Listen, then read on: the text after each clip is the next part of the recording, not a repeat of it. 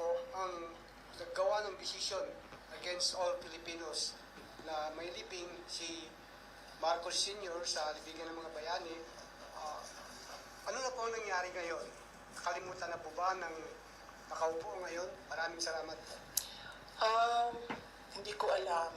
Pero isang beses sinabihan ko talaga si Senator Amy.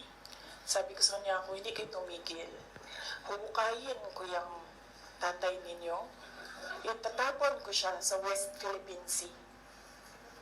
Sinabihan ko si Senator Amy.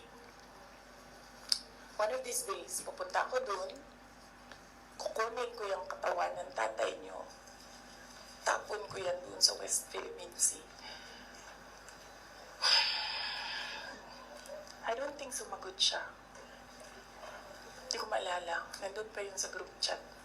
Mayroong mga nakakita. May ibang tao.